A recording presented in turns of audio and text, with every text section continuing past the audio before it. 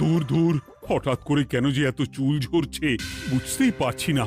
কতদিন হয়ে গেল চুল ওঠা আর থামছেই না।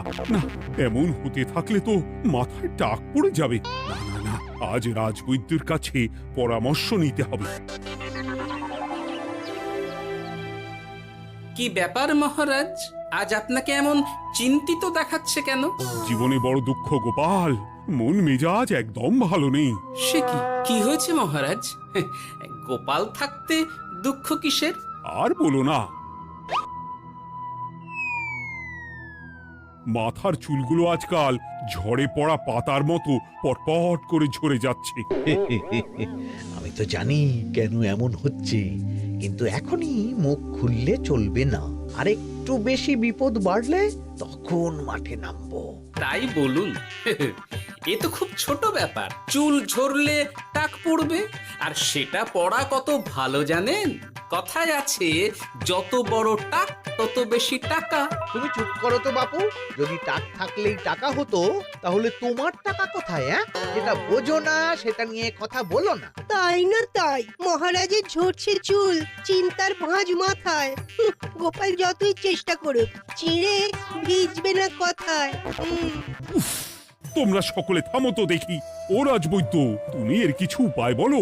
আগে মহারাজ, অনেক সময় দেহে ওই লৌহের পরিমাণ কমে গেলে এমন চুল ঝরে। আপনি বরং পালং শাক, ওই কিশমিশ, কলা ও আরো কিছু ফল আমি বলে দিচ্ছি, সেগুলো বেশি করে খান। আচ্ছা আচ্ছা আচ্ছা, তবে তাই করে দেখি।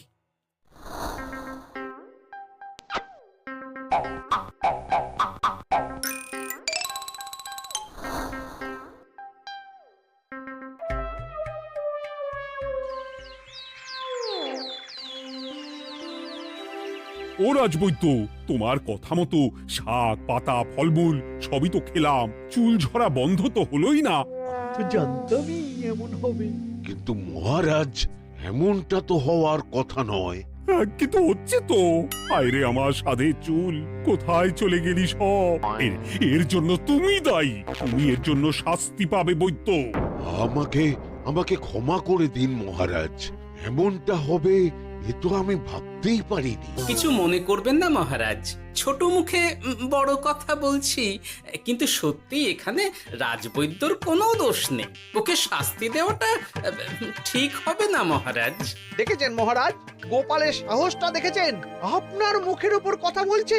তা বলি, তুমি যখন এতই বোঝো, তাহলে নিজেই একটা আস্ত লোহা খেয়ে দেখো না, তোমার মাথায় চুল গজাচ্ছে কিনা। ঠিকই আছে, এসব মূর্খের মতো কথা কেবল আপনার থেকেই আশা করা যায় মন্ত্রী মশাই। মহারাজ, আপনি বিচক্ষণ মানুষ, আমার শুধু অনুরোধ, আরেকবার ভেবে দেখবেন। ঠিক আছে, রাজবৈদ্যকে আমি শাস্তি দেব না, কিন্তু সকলের জন্য আমার একটা ঘোষণা আছে। কি ঘোষণা? আমার এই কঠিন সমস্যা যে দূর করে দিতে পারবে, তাকে আমি বিশেষ পুরস্কারে ভূষিত করব। এই তো পেয়েছি, এই সুযোগ কোনোভাবেই হাতছাড়া করা চলবে না। এবারের সমস্যাটা সত্যি বেশ কঠিন। কি করলে যে মহারাজের চুল পড়া বন্ধ হবে সেই উপায় মাথাতেই আসছে না। হঠাৎ করে কেন যে এমন হলো কে জানে।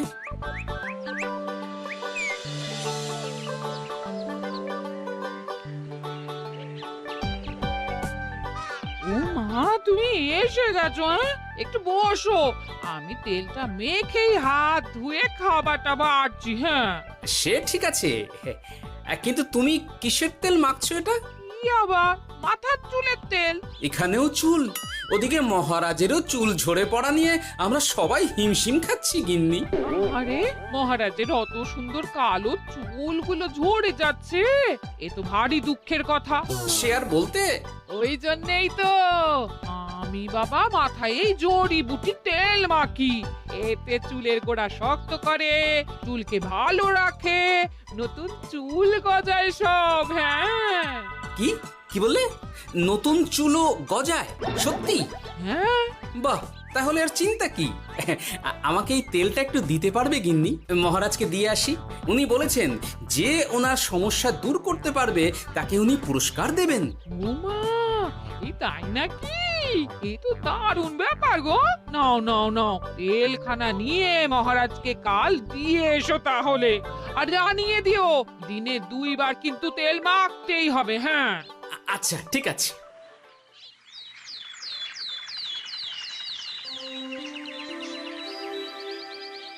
কোনো উপায় খুঁজে পেলে তোমরা? আগে মহারাজ, আমি আপনার জন্য নকল চুল বানিয়ে এনেছি। যতদিন আপনার চুল পড়া বন্ধ না হচ্ছে ততদিন আপনি এটা পরে ব্যবহার করতে পারেন। সে তো বুঝলাম, কিন্তু নকল চুল তো আর আসল চুলে জায়গা নিতে পারবে না বিজ্ঞানী। আসল চুলের কথা ভেবে আমি আপনার জন্য কেশুত্তে পাতা এনেছি মহারাজ। আচ্ছা বেশ। তা গোপাল, খুব তো আগের দিন বকবক করছিলে, তুমি কি এনেছো শুনি? সেটা যথাসময়ে দেখতে পেয়ে যাবেন মন্ত্রী মশাই। এটা জড়িবুটি তেল মহারাজ। আমি এটা আপনার জন্য এনেছি। এতে নতুন চুল গজায় আর চুলের স্বাস্থ্যও ভালো হয়। আমার গিন্নিও ব্যবহার করে এটি, তবে দিনে 2 বার করে মাখতে হবে, তাহলেই ভালো ফল পাবেন মহারাজ। বাবা, তাহলে তুমি কেন মাখো না?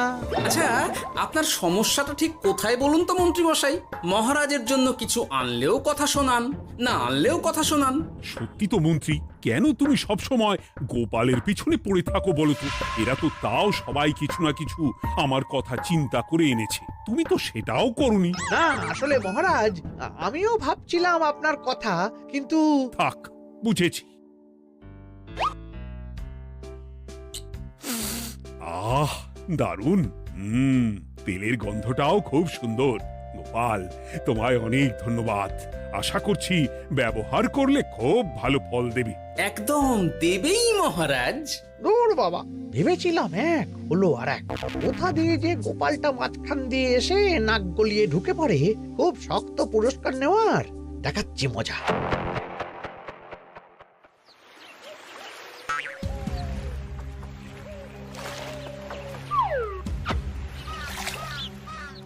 এবারে গোপালের তেল দিয়েই সব কিছু তোলপাড় করব।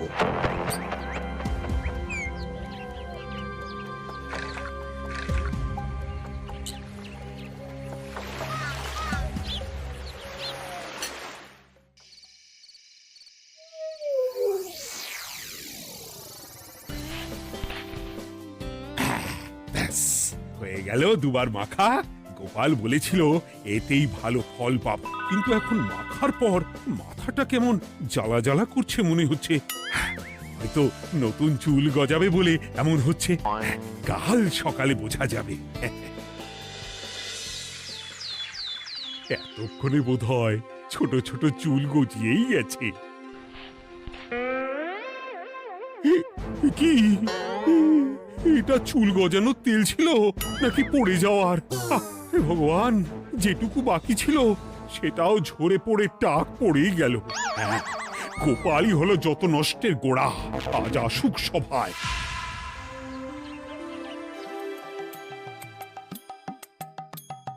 এই যে এখন এলেন উনি। ও কি মহারাজ, আপনি এমন কাপড় মাথায় জড়িয়ে বসে আছেন কেন?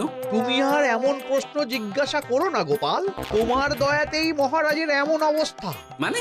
মানেটা আমি তোমায় দেখাচ্ছি, দাঁড়াও। এই যে গোপালের দেওয়া তেল মেখেই আমার এমন হয়েছে, আর তার জন্য আমি তোমাকে কোনোদিনও ক্ষমা করব না গোপাল। বিশ্বাস করুন মহারাজ, আমার গিন্নিও মাখে এই তেল, কিন্তু এমন কিছু তো এখনো পর্যন্ত ঘটেনি। আমি আর কিচ্ছু শুনতে চাই না। আমার মাথা ভর্তি চুল আমি ফেরত চাই। যতদিন না আমার মাথার সব চুল ফিরে আসছে ততদিন আমি তোমার মুখও দেখতে চাই না। মহারাজ, আপনার কোনো চিন্তা নেই, আমি তো আছি। এবার এই সমস্যার একটা সমাধান আমি করেই ছাড়বো। কি ব্যাপার, মন্ত্রী মশাই এত লাফাচ্ছে কেন? এসবের পেছনে আবার ওনার হাত নেই তো? না, ব্যাপারটা পরে দেখতে হচ্ছে।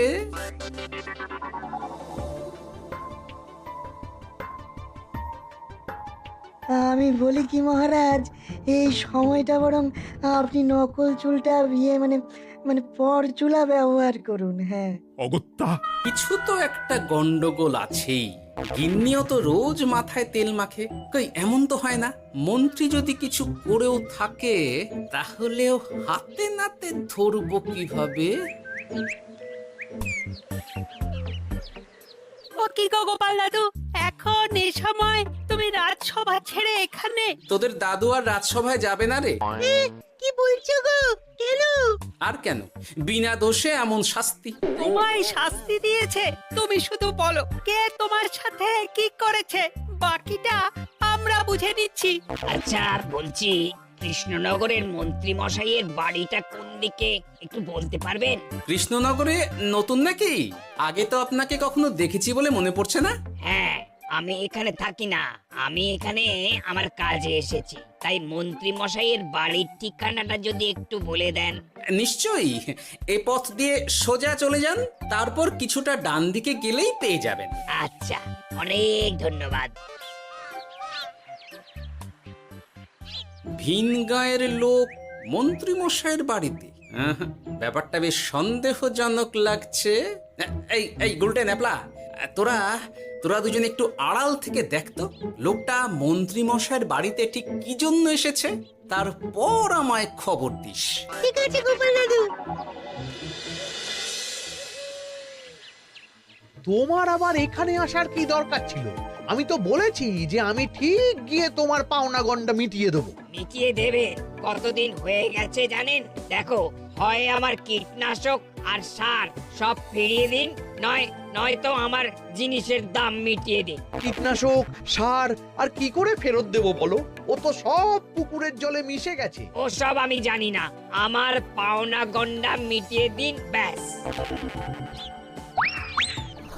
চল চল, এখনই তাহলে গোপাল দাদুকে গিয়ে সব জানাই। চল চল। দাদু, ও গোপাল দাদু। তোরা এসে গেছিস? আয় আয় আয় আয় আয়।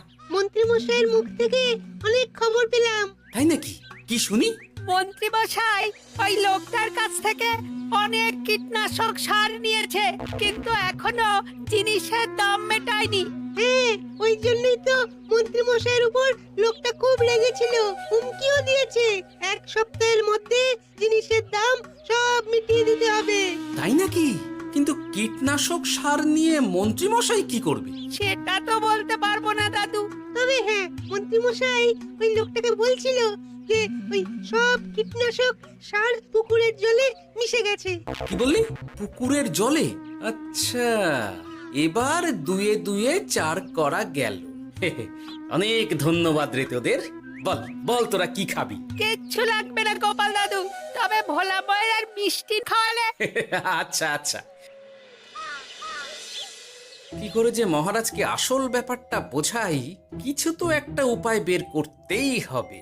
তা বলি বাবা, রাজসভায় যেতে হবে না বলে কি সারাদিন এইভাবেই শয়নে শয়নে দিন কাটাবেন বাবা? হ্যাঁ, উপায় পেয়ে গেছি। বুঝলে গিন্নি, আমাকে একটা জায়গায় যেতে হবে, বুঝলে? তারপর ওখানে যদি কাজ হয় তাহলে আগামীকাল রাজসভায় আমি যাব। কিন্তু তুমি যে বলেছিলে তোমার এখন ছুটি। হ্যাঁ, কি আর করি বলো, গুরুত্বপূর্ণ একটা কাজ, তাই যেতেই হবে। আচ্ছা যাও। ওই গো বিজ্ঞানী, আরে গোপাল যে, বলো। এই যে বিজ্ঞানী, একটা বিশেষ দরকারে তোমার কাছে এলাম, বুঝলে? হ্যাঁ, বলোই না। আচ্ছা, এই দূষিত জলকে কিভাবে আবার পরিশুদ্ধ করে বলতে পারবে? কেন পারবো না? জলের মধ্যে একটু চুন আর ফটকিরি দিয়ে দিলেই জল আবার দূষণমুক্ত হয়ে যাবে। তবে ওগুলো দেওয়ার পর কিছুদিন সেই জলকে ব্যবহার করা বন্ধ রাখতে হয়। হ্যাঁ। আচ্ছা আচ্ছা, অনেক ধন্যবাদ, আসি তাহলে। হ্যাঁ,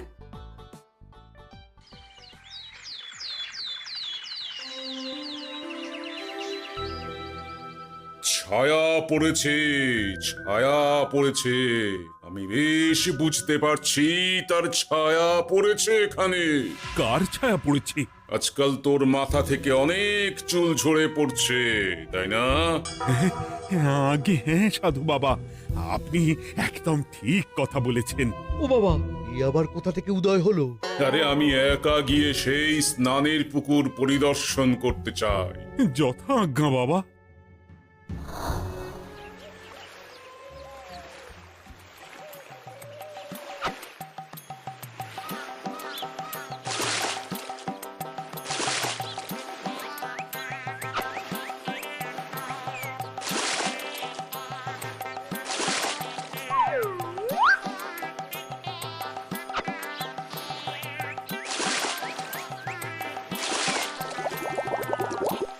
যাক বাবা, মোটামুটি সপ্তাহখানেক এভাবে থাকলেই পুকুরের জল আবার আগের মতো পরিষ্কার হয়ে যাবে।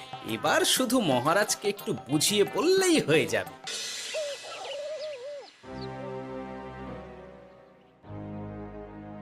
কি বুঝলেন সাধু বাবা? আমার অনুমানটাই ঠিক ছিল। পুকুরের জলে কালো ছায়া পড়েছে, কুদৃষ্টি পড়েছে, তাই এমন হচ্ছে। সে কি? কি কালো ছায়া? যত সব বাজে কথা। জল দূষণ করলাম আমি, আর দোষ পড়ছে কালো ছায়ার উপর। তাহলে এখন কি হবে? চিন্তার কোনো কারণ নেই। আমি মন্ত্রপুত ভস্য ছড়িয়ে দিয়েছি। 1 সপ্তাহ ওই পুকুরের জল স্পর্শ তো দূর, পুকুরের কাছেও যাওয়া নিষেধ। তাহলে আমার মোহরের কি হবে? যথা আজ্ঞা সাধু বাবা। ও কি, তাহলে মহারাজ এতদিন স্নান করবেন কোথায়? সে কথা কাউকে চিন্তা করতে হবে না। মহারাজের ওপরে কালো ছায়া পড়া জল পড়েছে, তাই আগে সেটা শোধন করতে হবে। আমাকে তাহলে কি করতে হবে সাধু বাবা? আমার শিষ্য গোপাল আমাকে আগেই এই বিষয় জানিয়েছিল। আমি তার হাত দিয়েই তোর স্নানের জল পাঠিয়ে দেব। তাই আগামী 1 সপ্তাহ সেই জল দিয়েই তোকে স্নান করতে হবে। কি গোপাল? দেখছো তো মন্ত্রী, গোপাল আমাকে কত ভালোবাসে। আমি ওকে কত কথা শোনালাম, কিন্তু না না না না, কাল থেকেই আমি আবার গোপালকে রাজসভায় ডেকে আনবো। আমি আসছি, আমার কাজ হয়ে গেছে। আর হ্যাঁ, তোর স্নানের পুকুরের চারিদিকে প্রহরীর বন্দোবস্ত কর। কাক পক্ষীও যেন ওখানে প্রবেশ করতে না পারে। আচ্ছা বাবা, আচ্ছা।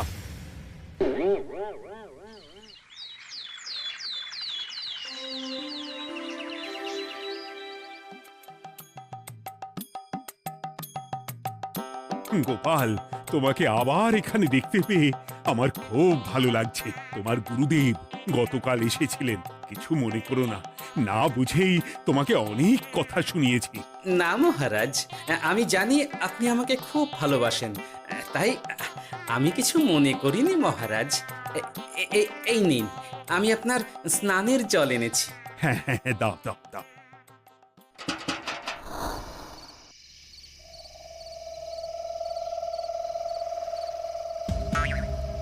ও বাবা, পুকুরের কাছে যে গিয়ে দেখবো সে উপায় নেই।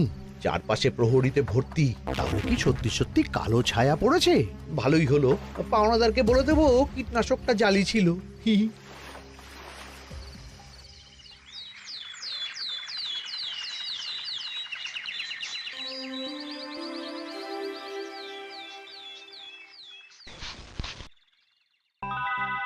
এই তো আমার সেই পুরনো কালো চুলগুলো আবার ফিরে এসেছে। আহা, কি যে আনন্দ হচ্ছে দেখে। আজ 1 সপ্তাহ সম্পূর্ণ হলো। গোপালের জন্য আমার স্নানের পুকুর থেকে কালো ছায়া দূর হয়েছে। আমাকে এই সমস্যা থেকে দূর করার জন্য আমি গোপালকে 100টি মোহর উপহার দিতে চাই। ধন্যবাদ মহারাজ। দূর, আমার আর ভালো লাগে না। সব সময় গোপালই মোহর পায়, এটা তো আমার পাওয়ার কথা ছিল। এদিকে আজকে পাওনাদারও আসবে।